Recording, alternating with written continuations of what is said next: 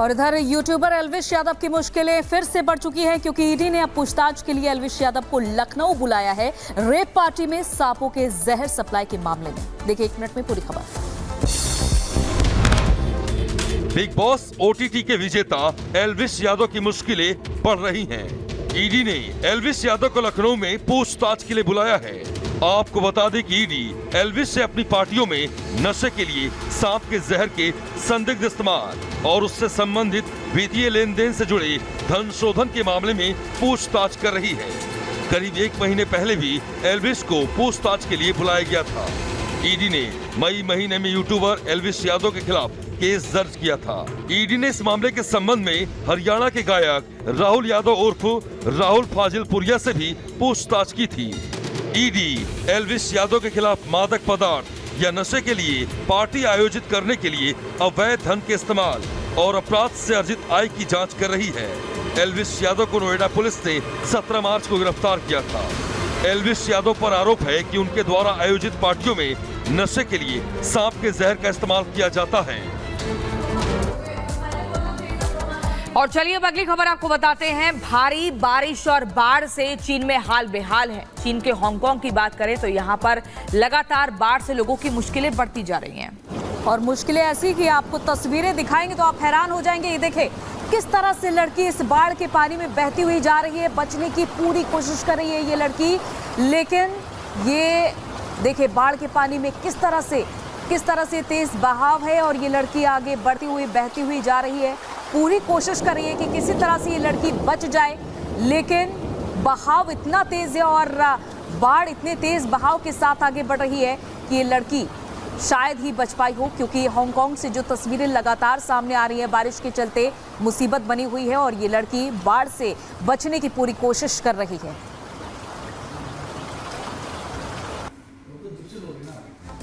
के बाद एक बार फिर से आप सभी का बहुत स्वागत है। बुलेटिन की शुरुआत पाकिस्तान और तालिबान की जंग से हम करेंगे। आपको बता दें दोनों के बीच एक बार फिर से नई जंग शुरू हो गई है और ड्यूरंट जो रेखा है यहाँ पर पाकिस्तान ने, आपको बता दें पाकिस्तानी सेना ने अफगानिस्तान के तालिबानी लड़ाकों पर गोलीबारी की है, जिसके बाद तालिबान ने पूरी ताकत के साथ पाकिस्तान पर हमला बोल दिया है।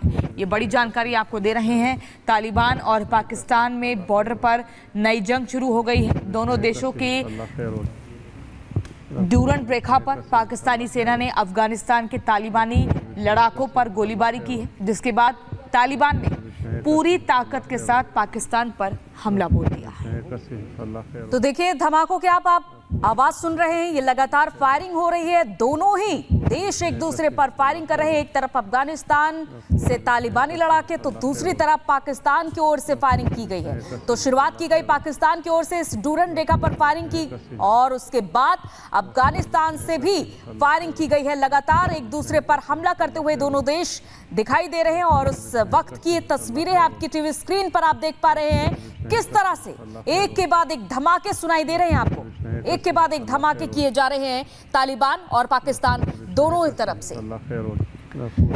उन धमाकों की आवाज आप सुन पा रहे हैं और तालिबान पाकिस्तान में जंग एक बार फिर से शुरू हो गई है।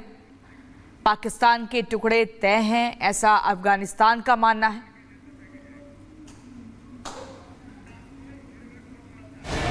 ये 2 तस्वीरें पाकिस्तान के भीतर उठ रही बगावत की आंधी की हैं, जिसकी तेज हवा पाकिस्तान में भूचाल ला सकती है। बलूचिस्तान में बगावत हो रही है तो गिलगिट बाल्टिस्तान में भी लोग सड़कों पर आ रहे हैं। गिलगिट से पाकिस्तान की सरकार और फौज के खिलाफ ये आक्रोश, ये बुलंद होती आवाज लंबे वक्त से उठ रही है। गिलगिट के अवाम जीने मरने को तैयार हैं, लेकिन पाकिस्तान की सरकार के खिलाफ ये जंग रुकने का नाम नहीं ले रही है।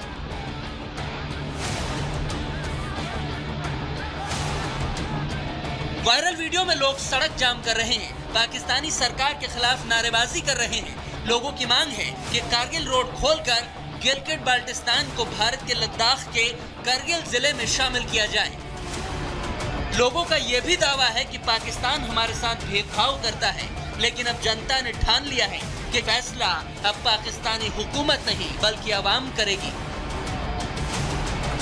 जो सबसे अमीर सूबा बलूचिस्तान है जी, बिल्कुल। और वही सबसे महरूम है। वहाँ पानी नहीं है, वहाँ बिजली नहीं है, वहाँ गैस नहीं है, तो इसका मतलब कि कौन जिम्मेवार है?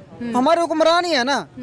पाक अधिकृत गिलगिट बाल्टिस्तान के लोगों का आरोप है कि पाकिस्तानी फौज और सरकार ने गिलगिट के लोगों को धोखा दिया है, उनका शोषण किया और अब सरकार के दमनकारी कानूनों के खिलाफ लोग उठ खड़े हुए हैं और आक्रोश की धधकती ये आग बुझने वाली नहीं है, क्योंकि गिलगिट के लोगों का आरोप है कि पाकिस्तानी सेना डेमोग्राफी बदलने के नाम पर बाहरी लोगों को यहाँ पर बसा रही है। लोगों की जमीनों पर सेना कब्जा कर रही है। सेना के जवानों की तैनाती भी यहाँ पर लगातार बढ़ाई जा रही है। ये हालात सिर्फ गिलगिट बाल्टिस्तान नहीं बल्कि बलूचिस्तान में भी एक बड़ी टूट होती दिखाई दे रही है। जी बात यह है कि दहशतगर्द कौन बनाता है? हाँ। हम खुद बनाते हैं, खुद ही बना रहे हैं ना, जबरदस्ती बना रहे हैं। तो बलूचिस्तान वालों को हमने खुद बनाया है।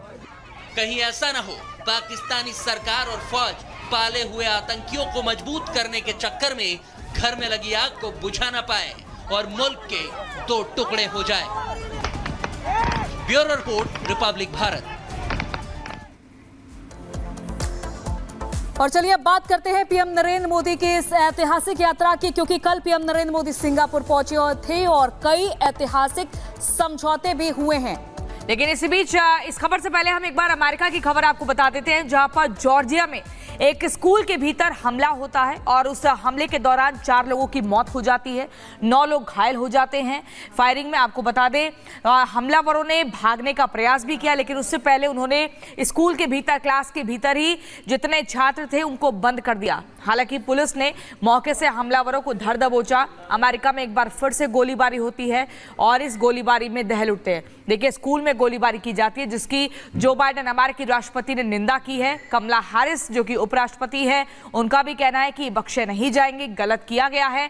अमेरिका में एक स्कूल को निशाने पर लिया जाता है और अंजलि, इन हमलावरों ने स्कूल में गोलीबारी की है, 4 लोगों की जिंदगी खत्म हो जाती है, 9 लोग गंभीर रूप से घायल हो जाते हैं और फिर ये हमलावर, लेकिन नकाबपोश हमलावर भागने की फिराक में रहते हैं, लेकिन पुलिस मौके से पकड़ लेती है।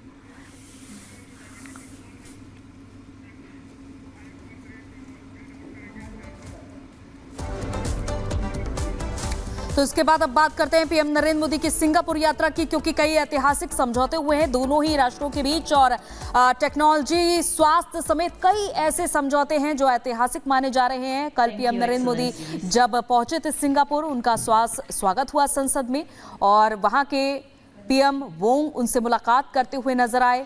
इसके बाद दोनों ही देशों के विदेश मंत्रियों के बीच मुलाकात हुई है और ये तस्वीर आप देख पा रहे हैं, क्योंकि पीएम नरेंद्र मोदी एक बार फिर से दक्षिण पूर्वी एशिया के दौरे पर हैं और यहां सिंगापुर में बैठक में शामिल हुए और कई ऐतिहासिक फैसले हुए हैं। व्यापार, टेक्नोलॉजी समेत कई समझौते जो ऐतिहासिक हैं।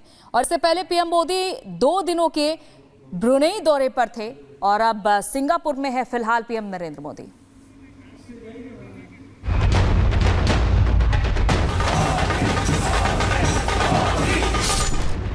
मोदी जहां भी जाते हैं बस छा जाते हैं। ब्रुनेई के बाद जब प्रधानमंत्री मोदी ने सिंगापुर में कदम रखा तो उनका कुछ यूं स्वागत हुआ। सिंगापुर के प्रधानमंत्री लॉरेंस वोंग ने मोदी का गर्मजोशी के साथ स्वागत किया और दोनों नेता गले मिले। मोदी के वेलकम के लिए कलाकार ढोल की धुन पर नाचते दिखे, तो इस दौरान पीएम मोदी ने ढोल भी बजाया। सिंगापुर में जिस होटल में मोदी ठहरे हैं उसके बाहर भारतीय समुदाय के लोगों ने भी स्वागत किया। यहां मोदी ने भारतीय महिला से राखी बंधवाई और अब प्रधानमंत्री सिंगापुर के साथ कई अहम समझौते करेंगे, जैसे कि ब्रुनेई में हुए। वहां के सुल्तान ने अपने शाही महल में मोदी के लिए डिनर रखा था, तो दोनों नेताओं ने भारत ब्रुनेई के बीच में रक्षा, शिक्षा, स्वास्थ्य, व्यापार, तकनीक जैसे अहम मुद्दों पर चर्चा की। डेलीगेशन लेवल की बैठक के बाद में भारत और ब्रुनेई के बीच में MOU भी साइन हुए। ब्रुनेई की राजधानी और चेन्नई के बीच सीधी फ्लाइट भी शुरू करने का फैसला हुआ, लेकिन इससे पाकिस्तान और चीन परेशान हो उठा। आतंकिस्तान को जरूर इससे मिर्ची लगी है।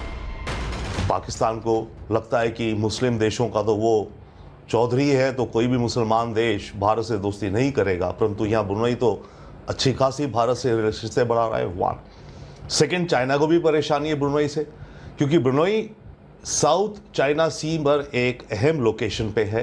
मोदी ने अपने एक दौरे से पाक चीन को चित कर दिया। दक्षिणी चीन सागर में ड्रैगन की दादागिरी पर लगाम कस दी तो ब्रुनेई जैसे इस्लामिक देश को भी अपना दीवाना बना दिया, जिस